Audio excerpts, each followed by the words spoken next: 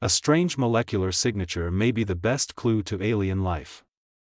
Scientists searching for life beyond Earth have always focused on finding specific molecules on distant planets and moons.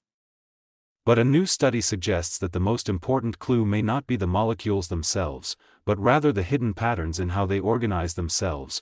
Researchers have discovered that living systems produce very characteristic statistical patterns in certain organic molecules, different from those generated by non-living chemical processes. This research, published in the journal Nature Astronomy, opens a new door to identifying alien biology without relying solely on the presence of a specific compound.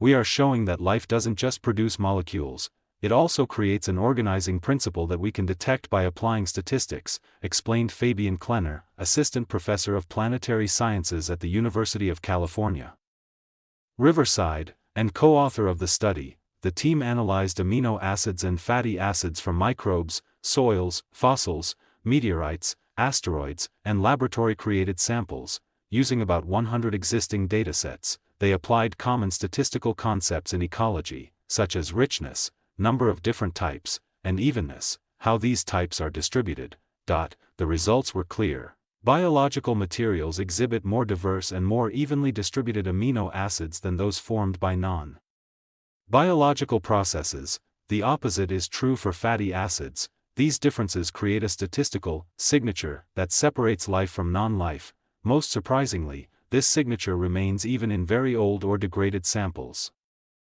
Fossils of dinosaur eggshells, for example, still retain traces of this molecular organization typical of life.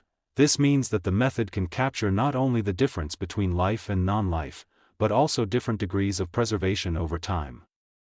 This approach is especially valuable because many molecules associated with life, such as amino acids and fatty acids, can also form naturally in space, in meteorites, or under simulated laboratory conditions. Therefore, simply finding these substances is not enough to confirm the presence of living beings. Astrobiology, as first author Gideon Yoff of the Weizmann Institute in Israel reminds us, is a forensic science. We need to infer processes from incomplete clues collected by expensive and rare missions. The great advance is that this statistical analysis does not require highly specialized instruments. It can be applied to data that space missions are already collecting on Mars, Europa, Enceladus, and other worlds. With the increased capacity for chemical analysis in these locations, having a simple and robust statistical tool helps to better interpret what the instruments find. The researchers emphasize that no single technique proves the existence of extraterrestrial life.